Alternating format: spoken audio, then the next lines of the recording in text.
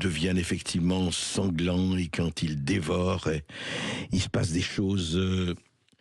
Maud Koffler, vous avez effectivement enquêté, vous avez regardé ce qui s'est passé avec le jeune Elias.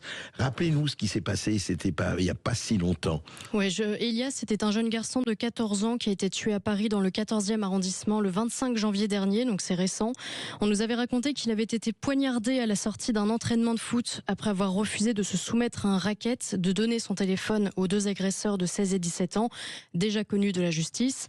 Je vous épargne les détails sur leur profil. En revanche, ces deux-là avaient interdiction de se voir et devaient comparaître en juin 2025 pour vol avec violence.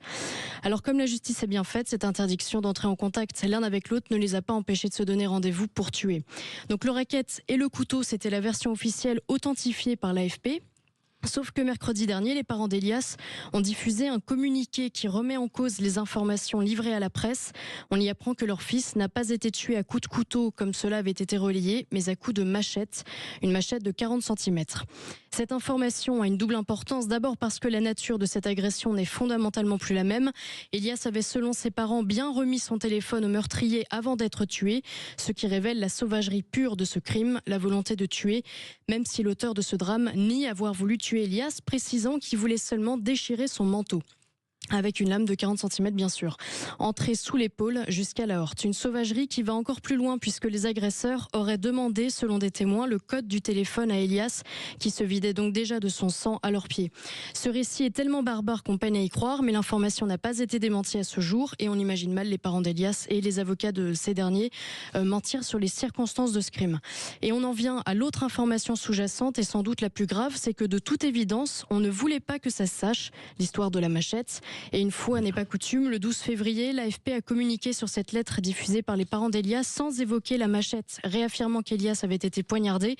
Manque de respect, de source ou absence de déontologie, on ne sait pas vraiment. En tout cas, depuis, cette précision a été reprise et confirmée par le Figaro, le JDD, Midi Libre, RTL, où a témoigné l'un des avocats et maintenant bien sûr Sud Radio. Dans cette lettre, les parents d'Elias espèrent également que les responsables politiques et les magistrats prendront les mesures nécessaires afin de, je cite, garantir la protection de tous avant qu'ils ne puissent être dénommés victimes. Ils saluent la proposition de loi de Gabriel Attal sur la justice des mineurs qui a d'ailleurs été largement adoptée à l'Assemblée nationale ce jeudi 13 février.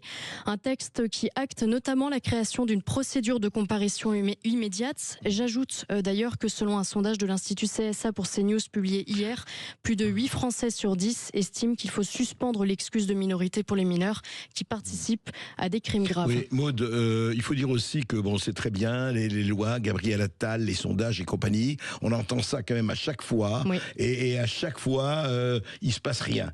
Il faut quand même le dire, c'est bien de le dire, mais quand est-ce qu'on va prendre j'allais dire le taureau par les cornes et faire quelque chose? Là, il y a une loi qui a été votée, on verra bien. Et alors, ce qui est intéressant aussi de savoir à travers cette lettre, c'est que les avocats, alors c'est pas dans la lettre, ce sont les avocats des parents d'Elias qui ont annoncé que la famille réfléchissait à porter plainte justement contre l'État, qui, je cite, n'a pas su protéger ses citoyens. Et ça rappelle peut-être, vous en souvenez certainement, les mots de la veuve du gendarme Éric Comines, tué par un chauffard lors d'un refus d'obtempérer. La France a tué mon mari par son laxisme. Ça fait un peu écho à ça. Pour terminer sur cette lettre, ce sont les mots qui concluent d'ailleurs, qui responsabilisent. Nous ne demandons pas aux représentants des partis politiques, aux magistrats de ressusciter les disparus, nous leur demandons de protéger les vivants.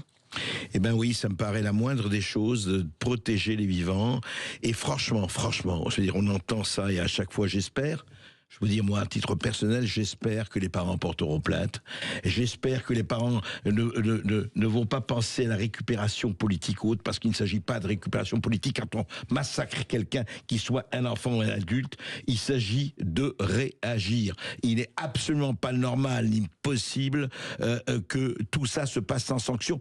Et je voudrais savoir effectivement à quoi a été condamné, vous savez, est-ce qu'il a été condamné, les deux agresseurs, du coup. Aujourd'hui, ils ne sont pas encore. Non, pas encore. Ils devaient comparaître en juin 2025 déjà pour une précédente agression avec violence.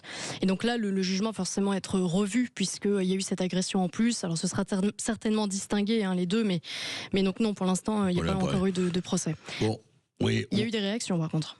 Oui, il y a eu des réactions. Alors on peut parler, il y en a une dont vous avez déjà parlé, c'est celle de la maire PS du 14e, Karine Petit. Je ne sais pas si vous voulez réécouter. On en avait déjà parlé, oui, effectivement. L'extrait. On peut réécouter rapidement l'extrait. Quelques secondes. Nous allons nous adresser à la population, aux familles, aux clubs aussi de sport. Vous savez, la particularité à Paris, c'est que on a des très beaux équipements sportifs qui sont le long du périphérique, et c'est ce fil d'équipements publics auquel nous allons nous adresser.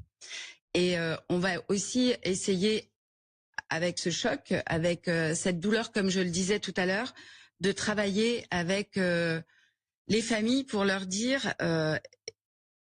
ayez confiance, et comment on peut aider pour retrouver la confiance, pour justement quand on est papa, maman, quand on est jeune, eh bien on laisse encore ses enfants aller à l'école, au collège, au terrain de tennis, au terrain de foot, au terrain de basket.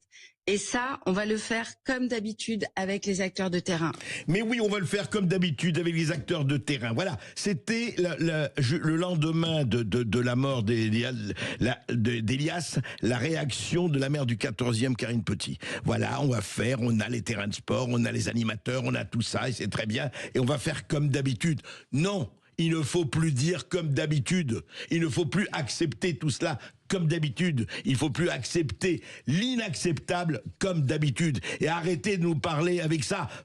Réagissez. Réagissez avec ce qu'il faut pour réagir. Il faut décourager.